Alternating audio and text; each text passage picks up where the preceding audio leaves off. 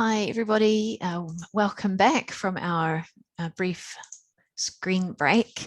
We're going to keep moving forward now with our next presentation, which will be from Dr. Christian Seubert, who will be presenting his research along with Dr. Lisa Hopfgartner. They're both researchers and lecturers at the University of Innsbruck in the Department of Psychology.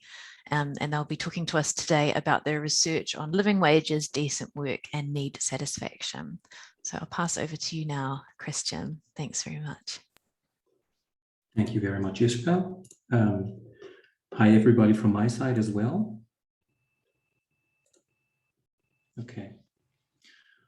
Thank you for the opportunity to present our work on an integrated perspective on living wages, decent work, and need satisfaction. Which is a collaboration between me and my colleagues Lisa Hopfgartner and Jürgen Glaser. As an introduction, we are facing a profound transformation of the world of work today, driven by globalized markets and political deregulation. Structured and secure employment contracts eroded in the global north in favor of flexible and unstructured forms of employment. At the same time, minimum wage levels fail to keep up with worker productivity gains, further widening the gap between the rich and the poor. As a consequence, workers face more insecurity and deprivation at work, which extends to impaired health and impeded life planning. Decent or living wages, which focus on enabling quality of life and work life rather than merely securing economic subsistence, have the potential to boost workers' capabilities. However, scholars have stressed that living wages must be complemented by decent employment and working conditions to allow for capability development in and through work. Two questions arise from this quick outline. How exactly do living wages exert their beneficial influence? And how does decent work fit in this picture? This brings me to the aims of our work. Addressing the latter question, we aim to suggest factors that, together with living wages, enable work to be seen as decent. In doing so, we decided to introduce a new and comprehensive concept of decent work with living wages as a core criteria. Addressing the first question, we aim to show how income leads to capability development. To do so, we will differentially link the 5 dimensions of decent work to need satisfaction, which in turn promote capability development. We will then show the importance of contextual factors that influence the salience of specific aspects of decent work. And finally, we will apply this framework to explain the characteristic curve that predicts how income affects capability development. So let's discuss living wages as a starting point.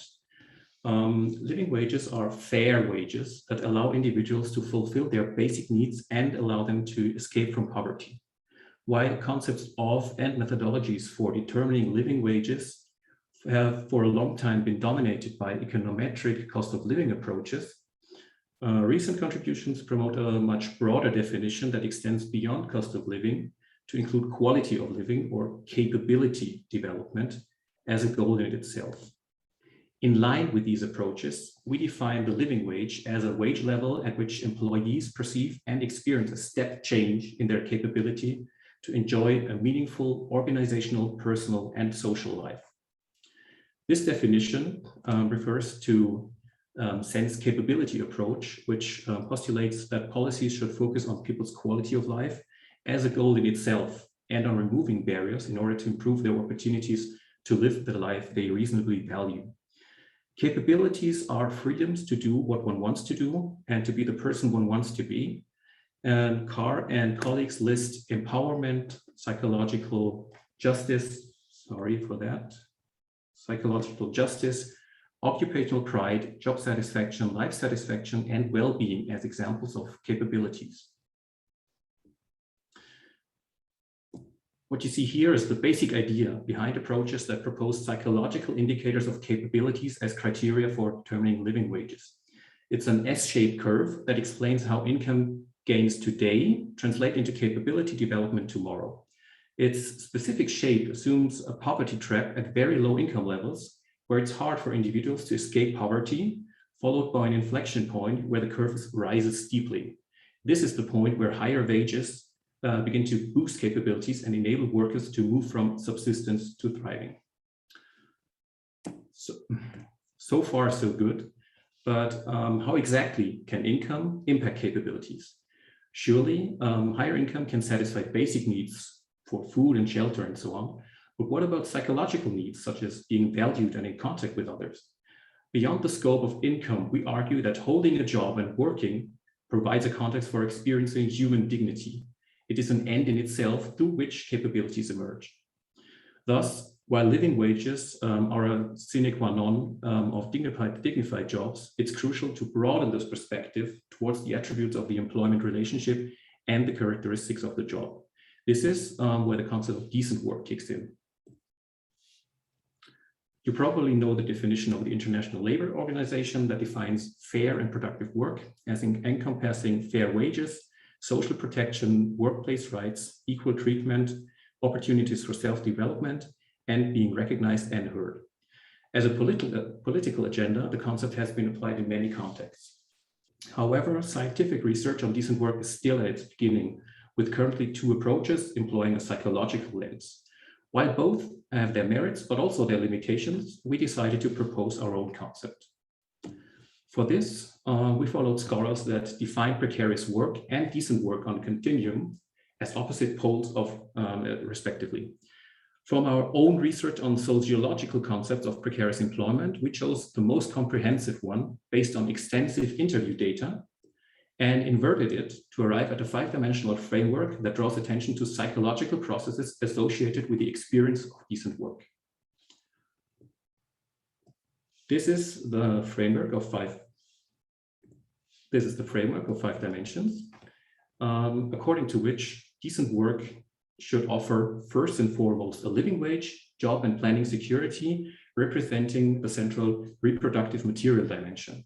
Second, integration in social networks, communication and cooperation opportunities as part of the social communicative dimension.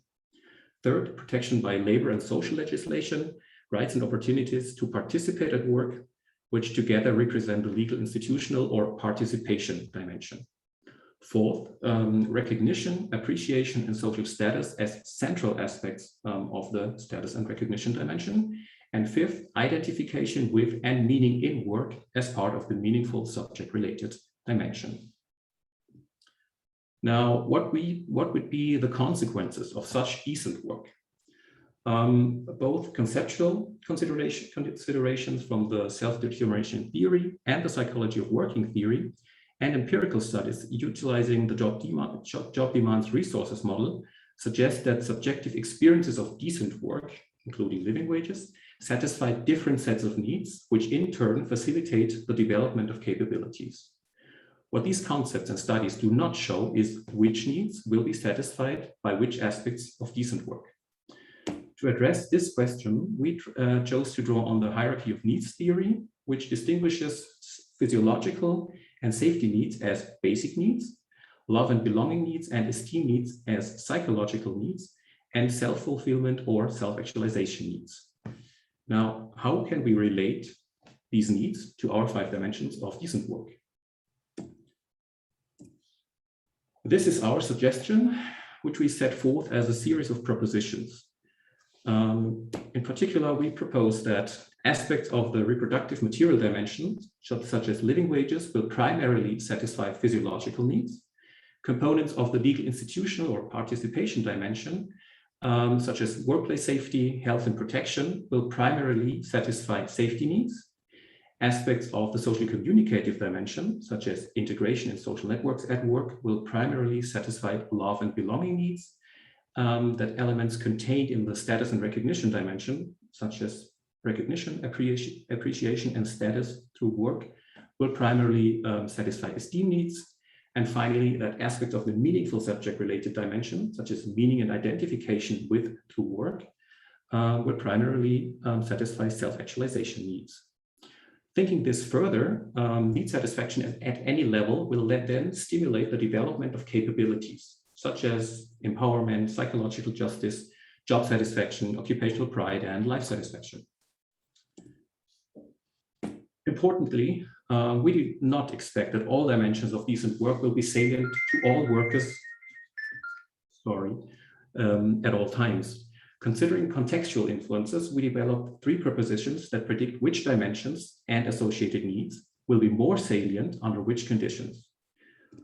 First, we expect that the reproductive, material, and the legal institutional participation dimensions to be more salient for workers' capabilities in countries with low protection by welfare systems and for people with low socioeconomic status. Second, we assume that the social communicative as well as the status and recognition dimensions are more salient when a living is secured and social security is guaranteed. And third, we predict that the meaningful subject-related dimension is more salient when basic and psychological needs are sufficiently fulfilled and the job facilitates identification with and experiencing meaning in work. Now, to address our last aim, this is our proposal how to explain the shape of the curve that links income and capabilities. Here we relate to the theoretical shape of the curve introduced earlier, but the curve you see now is a stylized version of an empirical examination. According to Carr and colleagues, this curve begins with a poverty trap, which, as I mentioned before, is a disproportionately low rise of capabilities vis-a-vis initial income gains. It is preceded by a first rise in the first column, which we explain as increasing fulfillment of basic needs that is driven by work-related aspects included in the reproductive material and the legal institutional dimensions. Income, which is included in the graph, but also job security, legal protection, and the right to have a say at work. After the first rise comes a pause, reflected in the second column, which may reflect the increasing salience of psychological needs, which refer to the social communicative as well as the status and recognition dimension. These are primarily social aspects and as such should be not or only loosely related to income, hence the rather horizontal line. And then in the third column follows another rise, which may be more or less pronounced. And this reflects the increasing salience of self-fulfillment needs, reflecting or referring to the meaningful subject-related dimension. As it is highly individual what meaning and self-actualization means to a person, capability development at this level may depend on increasing income, for example, to contribute to charity or charity aims, or it may not relate to income at all, for example, in the case of spiritual development. To summarize, we assume that on the level of any single economy, the S-shaped function linking household income to capability development can be explained by specific aspects of decent work and subsequent need satisfaction. And to summarize even further, what I just presented was our 5-dimensional framework of decent work with living wages as a core criterion. I then linked our decent work dimensions to a set of hierarchically ordered needs, outlined important contextual factors driving the salience of each dimension, and finally offered an explanation for the curvilinear relationship between income and capabilities. We want to encourage researchers to test the propositions empirically in order to improve the determination of a living wage and also to identify work-related conditions that, very much like living wages, boost human capability. And finally, here's our take-home message. We heard that before, it's not all about the money. An integrated perspective on living wages, decent work, and need satisfaction provides a context to better understand capability development at work and through work practices. So that was it. Here are a couple of resources you might be interested in, and thank you very much for listening. Thank you very much, Christian. A really fascinating presentation. Your paper is such an important paper for helping to push things forward, creating theoretical discussion about what we should be looking at as researchers and how we can start to test some of these relationships between different constructs. So thank you very much for your contribution. I'd like now to pass over to our final science talk for today, which is from Dr. Mahima Saxena. Mahima is an assistant professor at the University of Nebraska, Omaha in the US, and she will present her paper on cultural skills as drivers of decency in decent work. So thank you very much, Mahima. I'll pass it on to you now. Thank you so much, Ishbel. Just going to share my screen here.